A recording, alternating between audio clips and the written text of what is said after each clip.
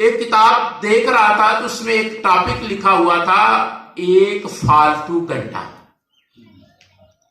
کتاب کے اندر عنوان تھا ایک فالتو گھنٹہ.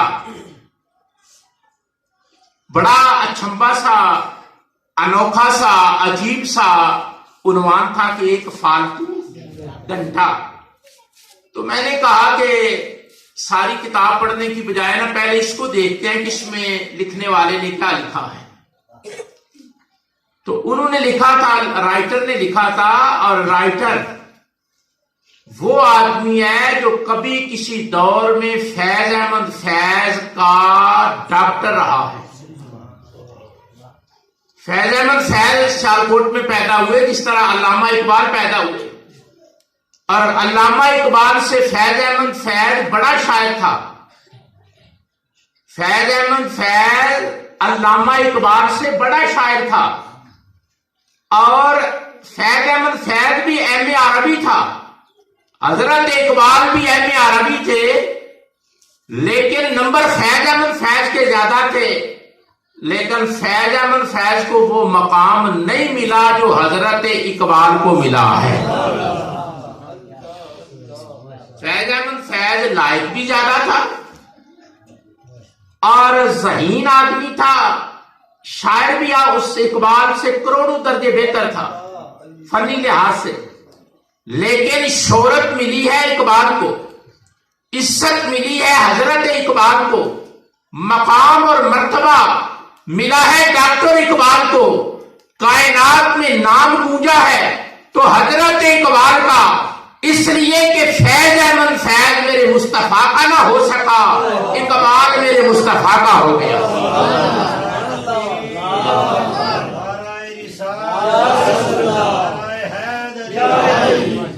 اب سمجھے کہ فیض احمد فیض بڑا شاعر تھا اور نمبر بھی اس کے ایم اے میں زیادہ تھے، شاعری بھی اس کی کمال کی ہے، لیکن حضور کا نہیں ہوا. حضور کا جو نہیں ہوتا وہ بڑے سے بڑا بھی ہو وہ کہیں کا نہیں ہوتا. لیکن جو حضور کا ہو جاتا ہے، جو کملی والے کا ہو جاتا ہے، وہ چھوٹے سے چھوٹا بھی ہو جہاں ہو بڑا نظر آتا ہے. کوئی حضور سے، اس لیے اقبال کہتے ہیں نا کہ محمد سے وفا تو نے تو ہم تیرے ہیں، یہ جہاں چیز ہے کیا نہ ہو قلم تیرے ہیں. جب فیض احمد فیض کی روح نکل رہی تھی نا، تو جو ڈاکٹر اس وقت آخری سانس کے نکلتے وقت کھڑا تھا، توجہ کرے نا، یہ میرا مقالہ ہے سحری کا، کہ جب فیض احمد فیض کی روح نکل رہی تھی اور اس کے اوپر جو ڈاکٹر اس وقت کھڑا تھا تو وہ ابھی بچہ تھا، ینگ تھا ڈاکٹر. اس نے کہا مر تو یہ جائے گا، لیکن اس کا آکسیجن والا ماسک اتارتا ہوں اور اس سے آخری بات کرتا ہوں. شاعر بڑا ہے، کبھی کہہ سکوں گا کہ آخری بات میں نے فیض سے کی ہے. یہ ڈاکٹر کو خیال گزرا، اس نے آکسیجن والا ماسک اتارا اور کہا جناب آپ کی زندگی کا چراغ تو بجھنے والا ہے، مجھے کوئی بات بتا دیں. حافظ صاحب مجھے کوئی بات بتا دیں، بڑے دانا شاعر ہو، مجھے کوئی بات بتا جاؤ. تو فیض احمد فیض نے آخری شعر مرنے سے پہلے کہا ہے، وہ یہ کہا ہے کہ میں اپنی تکمیل کر رہا ہوں، میں اپنی تکمیل کر رہا ہوں، میں اپنے آپ کو مکمل کر رہا ہوں، میں اپنے آپ کو ٹھیک کر رہا ہوں، میں اپنے آپ کو درست کر رہا ہوں، میں اپنے آپ کو سنوار رہا ہوں، میں اپنے آپ کی تکمیل کر رہا ہوں. مجھے آپ سے محبت نہیں ہے. مطلب کہنے کا بڑا قیمتی شعر ہے. مطلب کہنے کا یہ ہے کہ سنورتا وہ ہے، بدلتا وہ ہے، تبدیل وہ ہوتا ہے، کامل وہ ہوتا ہے، مکمل وہ ہوتا ہے، خوبصورت وہ ہوتا ہے، بڑا وہ ہوتا ہے جو کملی والے سے محبت کرتا ہے. مکمل وہ ہوتا ہے جو حضور سے محبت. وہ جو ڈاکٹر، اب میں نے آپ کو ڈاکٹر کا نام بھی بتا دیتا ہوں، میرا ہم نام ہے، اب تو آپ سمجھ ہی گئے ہیں. تو उस डॉक्टर ने लिखा है कि एक फालतू घंटा। ये लोगों को तो समझ नहीं आती, बातें बड़ी दूर से मिलती हैं, ये चीजें वैसे नहीं मिलती, इसके पीछे मेहनत, जागृति, वक्त, पैसा भी लगता है, ऐसे बातें नहीं मिलती। तो वो डॉक्टर लिखता है एक फालतू घंटा। उसने लिखा है कि मैं अपनी बेटी को कॉलेज से लेने के लिए गया, तो मैंने अपने क्लिनिक से उठते हुए अपनी बेटी को फोन किया। तो बेटी से मैंने पूछा कि मैं आ रहा हूं, घबराना नहीं। तो बेटी कॉलेज में थी, कहने लगी अब्बाजान आप आराम से आए, मैं घंटा लेट हूं, आप आराम से आए, मैं 1 घंटा लेट हूं। तो डॉक्टर साहब कहते हैं कि मैंने सोचा कि मैं तो क्लिनिक भी छोड़ चुका हूं, निकल भी चुका हूं और रोड पे हूं और घंटा वेट भी करना है। तो कहते हैं कि मेरे दिल में ख्याल आया कि 1 घंटा किसी ऐसी जगह गुजारूं जहां घंटा भी गुजर जाए और कोई फायदा भी।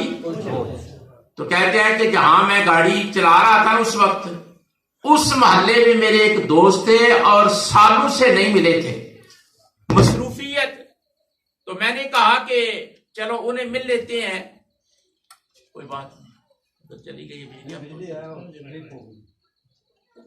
चलो मिल लेते हैं। तो कहते हैं मैंने गाड़ी को पार्क किया, गाड़ी को रोका और अपने दोस्त के मकान पर दस्तक दी। अब आपने तवज्जो कर दी है, ये बड़ी मेहनत से बात मैंने लिया और आप तक पहुंचा रहा हूं। कहते हैं कि मैंने गाड़ी को रोका, गाड़ी से निकला, दस्तक दी और जब दोस्त के मकान पर दस्तक दी ना, तो दोस्त बाहर नहीं निकला। एक बुढ़िया जो उसकी मां थी और मैं उससे जानता था, वो मुझे जानती थी, वो घुटनों को पकड़े हुए, तवज्जो करना, वो घुटनों को पकड़े हुए लड़खड़ाती हुई, कांपती हुई, बीमारी में गुंजी हुई सीढ़ियां उतर रही थी। उसने दरवाजा खोला और मुझे देखा, मैंने दोस्त का पूछा, सलाम किया, तो वो कहने लगी अंदर आए, सारी बात आपको बताती हूं। कहते हैं डॉक्टर साहब के मैं अंदर गया, बैठा, मां जी का हाल पूछा, तो मैंने अपने दोस्त का पूछा, तो कहने लगे कई साल हो गए, स्पेन गया हुआ है, वहीं उसने शादी कर ली है, तवज्जो करना, वहीं उसने शादी कर ली है और वो स्पेन में जिंदगी गुजार रहा है, पैसे बड़े भेजता है। डॉक्टर साहब कहते हैं और माई की आंखों में, ज़ईफा की आंखों में, बुढ़िया की आंखों में नमी उतर रही थी, लहजा बदल रहा था, बदन थर थर कांप रहा था, उदासी लफ्जों पर छाई हुई थी और सहनों से मायूसी की बू आ रही थी। तो माई साहबा फरमाने लगी डॉक्टर साहेब कई साल गुजर गए बेटा, मुझे आंखों से देखना नसीब नहीं हुआ, पैसे आते हैं महीने के बाद भेजता है, सब कुछ है, लेकिन कोई मेरी फरियाद सुनने वाला नहीं है। तो मैं कब से बीमार हूं, ये मेरे घुटने दर्द करते हैं। डॉक्टर साहब कहते हैं कि मेरी गाड़ी के अंदर दवाइयां मौजूद होती हैं हर वक्त। मैं गया, दवाई दी और माई साहबा को जब दवाई देकर थोड़ी देर उनके पास बैठा, अपना कार्ड निकाला और कहा माई साहबा इसके ऊपर फोन लिखा हुआ है, आप मेरे दोस्त की मां हैं, जब भी आपको दवाई की जरूरत हो, कोई मुश्किल वक्त आए, मुझे फोन किया करें, मैं आपके दरवाजे पर दस्तक दूंगा, मुझे वही समझे जो बाहर है, कोई फर्क नहीं। डॉक्टर साहब कहते हैं मैंने घड़ी के टाइम देखा और मैं जब उठा और अपनी गाड़ी तक जो सफर किया, अब समझे, कहते हैं वहां से उठकर माई से जब मैं अपनी गाड़ी तक सफर किया ना, तो मेरे बदन में एक नई चीज झुरझरी ले रही थी, अंदर दाखिल हो रही थी और मेरा बदन इर्तियाज पजीर था, यानी अंदर उसके कुछ चीज चल रही थी, बिजली की तरह सुकून, राहत, मसरत, करार, चैन दौड़ रहा था। और मैंने लिखा कि 1 घंटा मैंने, वो भी जो फालतू था, एक इंसान की खिदमत की है, एक दोस्त की खिदमत की है। अगर आदमी जिंदगी में एक फालतू घंटा निकालता रहे तो खुशियां इंसान के दरवाजे पर दस्तक देती रहती है। یہ لکھ کر نا ابھی بات ختم نہیں ہوئی، آدھی بات ہوئی ہے. وہ کہتا ہے کہ میں نے فیصلہ کیا، یہ بات ہے کہ میں نے فیصلہ کیا کہ یہ جو 24 گھنٹے ہوتے ہیں میں بیوی کو بھی ٹائم دیتا ہوں، بچوں کو بھی ٹائم دیتا ہوں، مریضوں کو بھی ٹائم دیتا ہوں، پیسے کماتا ہوں. ڈاکٹر لکھتے ہیں کہ میں نے فیصلہ کیا کہ آج کے بعد تھوڑا سا وقت نکال کر نا، اور فالتو نہیں، تھوڑا سا وقت نکال کر نا، میں نے اپنی امی یا ابو ان کے پاؤں دبانے ہیں، ان کے پاؤں چومنے ہیں، ان سے محبت کرنی ہے، ان کے پاس بیٹھ کر باتیں کرنی ہیں. اور کہتے ہیں کہ یہ ساری زندگی میرا عمل رہا، اور کہتے ہیں کہ میں وہ حاصل کر گیا جو بڑے بڑے تہجد گزار حاصل نہیں کرتے. اللہ نے مجھے اپنے ماں باپ کے صدقے وہ مقام اور مرتبہ عطا فرمایا. بات سمجھ سے تعلق رکھتی ہے یہ نہیں؟ بات سمجھ سے تعلق رکھتی ہے یہ نہیں؟ آدمی ہر وقت اپنے لیے کام کرتا ہے، ہر وقت آدمی اپنی دوڑ میں ہے، ہر وقت آدمی اپنی محنت میں ہے. پیسے آ جائیں، رزق آ جائے، فصل اچھی ہو جائے، کام اچھا ہو جائے، جاب اچھی ہو جائے، ہر وقت آدمی لگا ہوا ہے. کبھی تھوڑا سا وقت نکالا کرو کہ میں کوئی ایسا کام کروں کہ ڈاکٹر کی طرح میرے بدن میں خوشی دوڑنے لگے. اور وہ کام پتہ ہے کیا ہے؟ وہ کام ہے خدمت. وہ ماں کی بھی ہو سکتی ہے، وہ باپ کی بھی ہو سکتی ہے، وہ دوست کی بھی ہو سکتی ہے، وہ ہمسائے کی بھی ہو سکتی ہے، وہ خدمت رشتہ دار کی بھی ہو سکتی ہے، وہ خدمت اپنے اور بیگانے سب کی ہو سکتی ہے. لیکن وقت اس لیے نکالا جائے کہ یہ وقت میں خدمت کر کے اپنے اندر خوشی کو دوڑا دوں. اور علماء فرماتے ہیں کہ 90% لوگ خدمت والے کامیاب ہوتے ہیں، 90% خدمت والے اور 10% عبادت والے کامیاب ہوتے ہیں. ریاکاری آ جاتی ہے، گڑبڑ ہو جاتی ہے، رزق کا معاملہ آ جاتا ہے. خدمت انسان کو کامیابی دینے میں بڑے معنی رکھتی ہے. تو اگر آپ کے ماں باپ دنیا سے چلے جاتے ہیں، یا دادا چلا جاتا ہے، دادی چلی جاتی ہے، نانا چلا جاتا ہے، کوئی دوست چلا جاتا ہے، تو اس کی بہترین خدمت یہ ہے کہ اس کے لیے بخشش کی دعا. اور کوشش کریں کہ اپنے 24 گھنٹوں میں سے کچھ نہ کچھ گھنٹہ نہیں میں کہتا، کچھ نہ کچھ وقت اس لیے نکالیں کہ وہ وقت میرے بدن میں، میری روح کو، میرے دماغ کو، میری آنکھوں کو، میرے کانوں کو، میری سوچ کو سکون عطا کرے. اور وہ راستہ انسانیت کی خدمت ہے. اور اپنے ماں باپ کی خدمت کریں.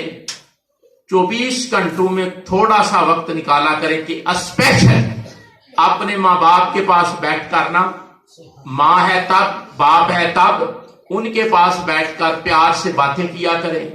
جس طرح بچپن میں آپ لیٹے ہوتے تھے اور وہ گلائیں لے لیتے تھے، چوم لیتے تھے، بدن کو ہاتھ لگاتے تھے، اٹکیلیاں کرتے تھے، آپ کے اچھے اچھے نام رکھتے تھے، اسی طرح لکھا ہے علماء نے کہ جو آدمی اپنے ماں باپ کے پاس بیٹھتا ہے، کبھی پاؤں چوم لیتا ہے، کبھی ہاتھ پکڑتا ہے، کبھی یہاں ہاتھ رکھتا ہے، کبھی کہتے ہیں میرا مربی، کبھی کہتے ہیں میرا محسن، کبھی میرے چارہ ساز، میرے قبلہ، میرے کعبہ. اب بات نہیں سمجھ رہے؟ جس طرح ماں باپ بچے کو بچپن میں پالتے ہیں تو وہ ہر لہجہ محبت کا ماں قربان کر دیتی ہے، باپ قربان کر دیتا ہے. علماء فرماتے ہیں کہ اگر آدمی اپنے ماں باپ کے پاس بیٹھ کر انہیں اس طرح محبت دے، اس طرح پیار کرے، اس طرح باتیں کرے، اس طرح خدمت کرے، تو سورہ بنی اسرائیل کی جو آیت ہے نا، رب ارحمہما کما ربیانی صغیرا، تو اس کا مظہر بننے کے لیے ضروری ہے کہ آدمی اپنے ماں باپ سے وہی کرے جس طرح ماں باپ بچپن میں